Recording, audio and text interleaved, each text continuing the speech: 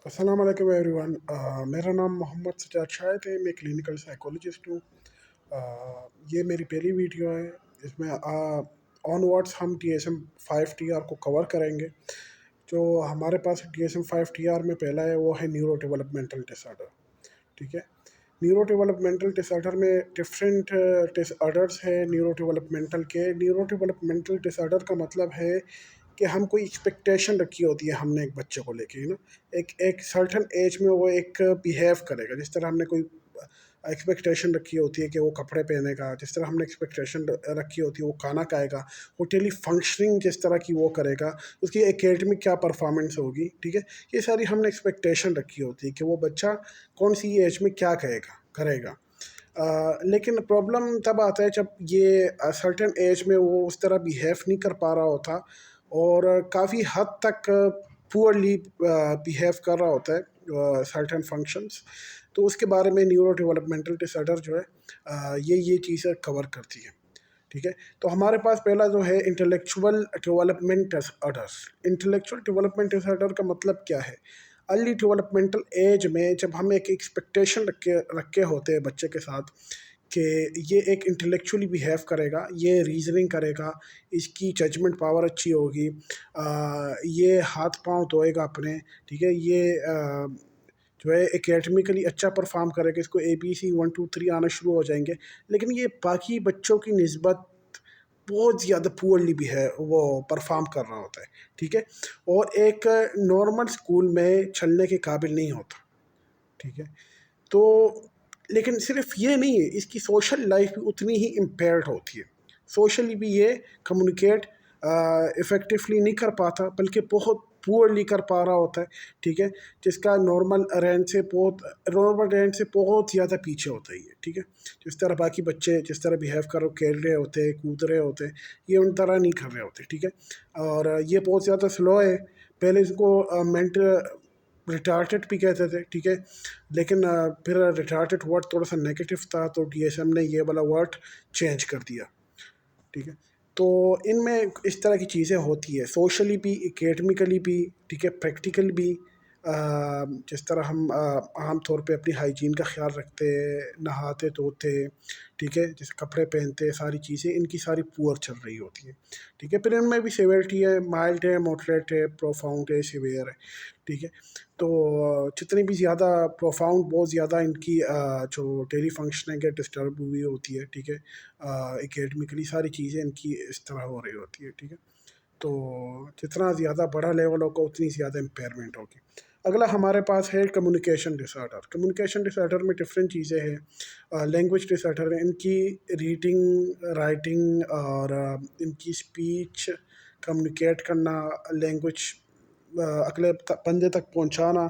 ठीक है। Non verbal cues वगैरह ये सारे इम्पेयर्ड होते हैं। ठीक है। इसमें स्टटरिंग भी आती है, एक और स्टटरिंग है। स्टटरिंग में ये होता है कि बहुत ज़्यादा साउंड लंबा हो जाता है। ठीक है।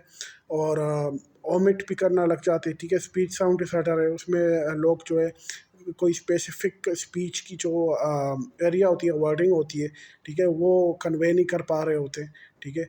और इसके अलावा हमारे पास सोशल प्रिग्मेटिक कम्युनिकेशन डिसऑर्डर भी है। ठीक है। सोशल यानी कि प्रिग्मेटिक।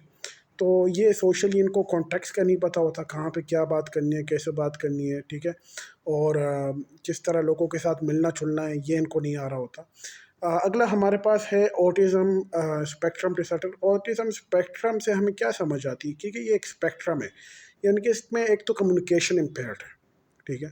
अब आप कहें कि कम्युनिकेशन तो हमने पहले भी पढ़ा है, लेकिन ये चीज़ें मिलती जुलती है, लेकिन इनमें डिफरेंस भी है। अब देखिए, इंटेलेक्चुअल डिसेबिलिटी में क्या था? 3 4 चीज़ें थी। एक तो प्रैक्टिकल, एकेडमिक, सोशल। ठीक है। ये लाइफ जो होती है बच्चे की बहुत ज़्यादा सिग्निफिकली इम्पेयर्ड होती है। ठीक है। और उसकी टेली फंक्शनिंग में बहुत ज़्यादा रुकावट आ रही होती है अगर प्रॉपर टेक केयर ना की जाए, कोई सपोर्ट ना हो।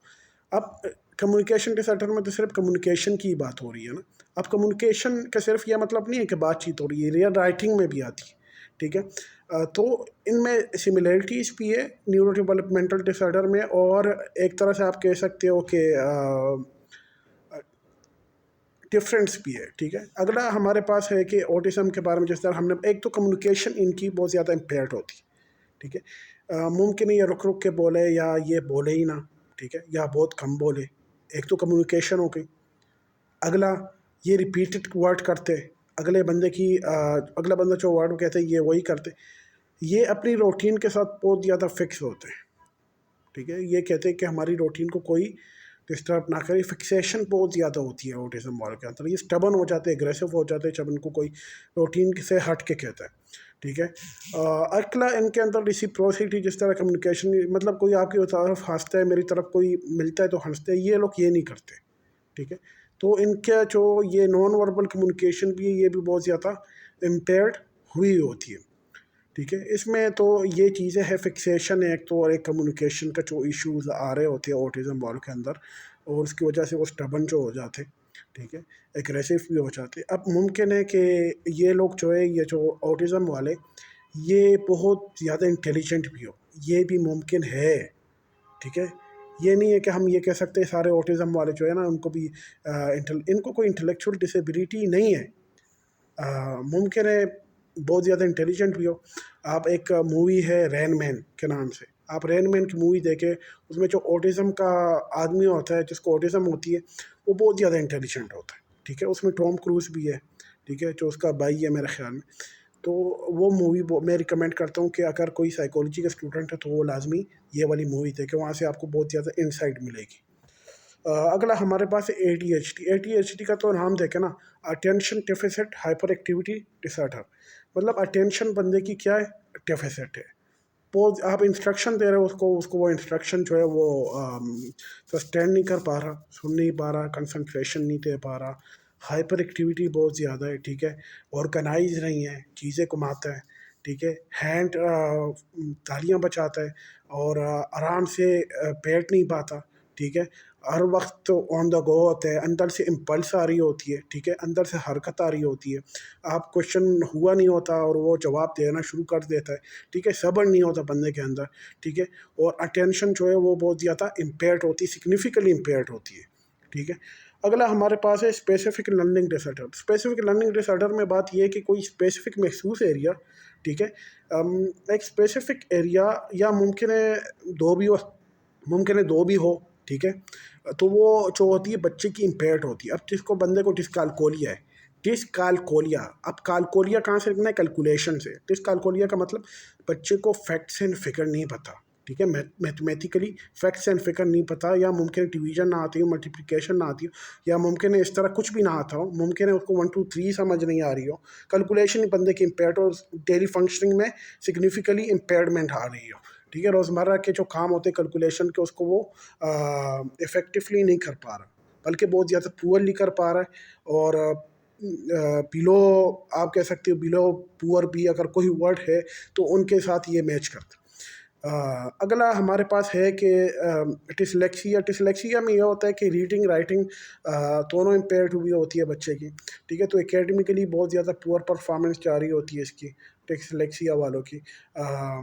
और अगला हमारे पास है डिस्ग्राफिया। डिस्ग्राफिया के ऊपर मैं काफ़ी डिटेल्ड रिपोर्ट भी बना चुका हूँ। डिस्ग्राफिया में होता ये है कि जो बच्चा है उसकी राइटिंग बहुत इतनी ज़्यादा इम्पेयर्ड हुई होती है, इतनी ज़्यादा होती है कि वो, मतलब आप कह सकते हो कि वो समझने के काबिल ही नहीं होती, ठीक है। उसको पता ही नहीं होता कहाँ पर क्या लिखना है, कैसे लिखना है, ठीक है।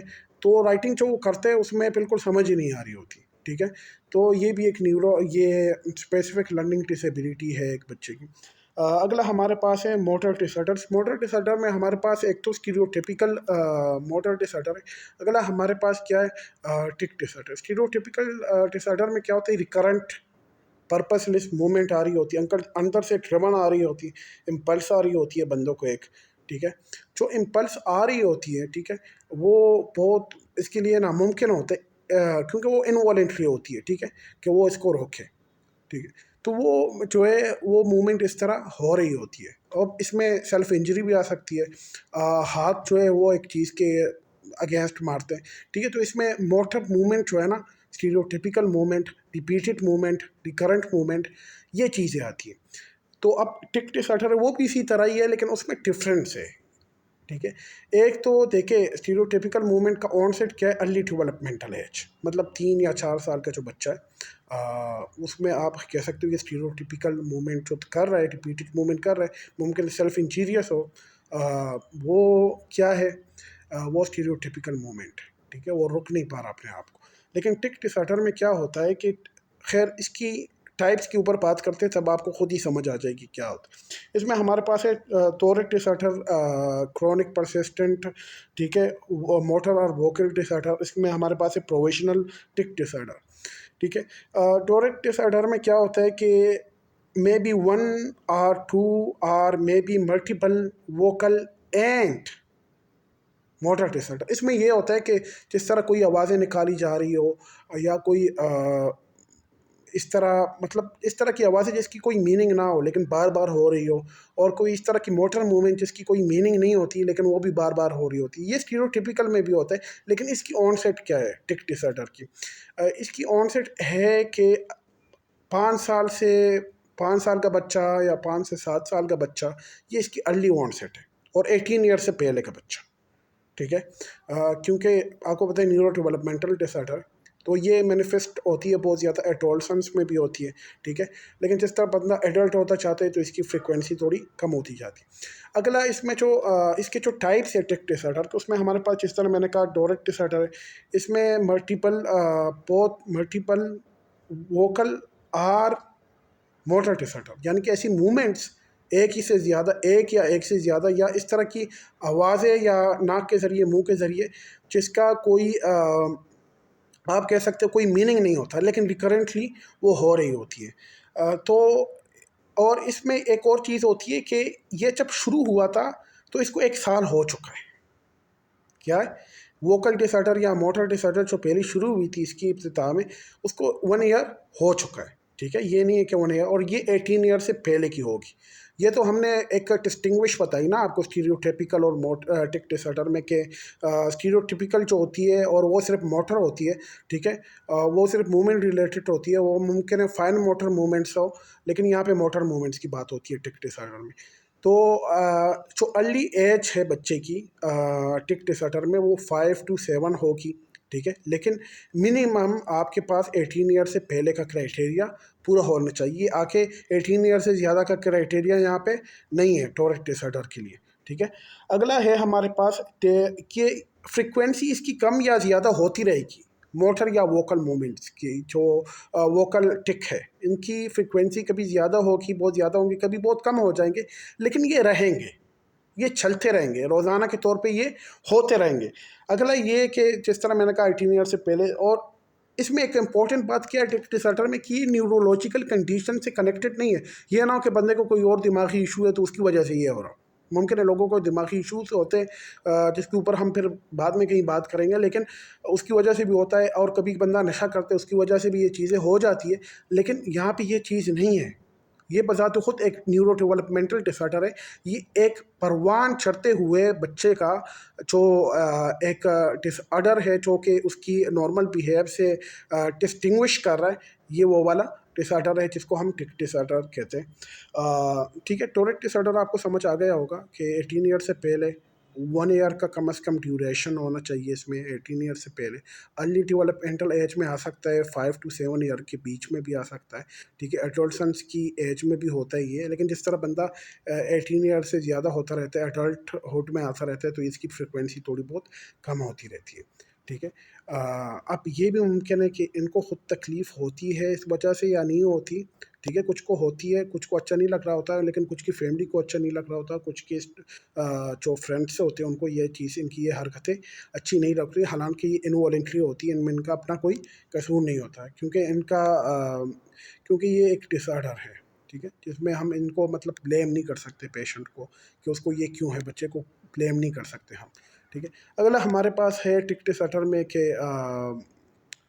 मोटर होगा या वोल,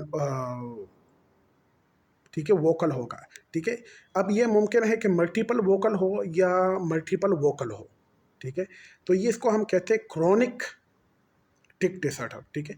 क्रोनिक वोकल डिसऑर्डर या क्रोनिक आप कह सकते हो मोटर डिसऑर्डर, ठीक है, या मोटर होगा या वो होगा, और इसमें भी यही है कि न्यूरोलॉजिकल कंडीशन की वजह से नहीं होता, किसी और न्यूरोलॉजिकल कंडीशन की वजह से या ब्रेन की मसले की वजह से, किसी और डिसीज़ की वजह से, बल्कि इसका अपना ही एक डिसऑर्डर है बताते होते ही है, और ये 18 ईयर से पहले होता है। ठीक है, तो इसके लिए भी यही क्राइटेरिया है हमारे पास,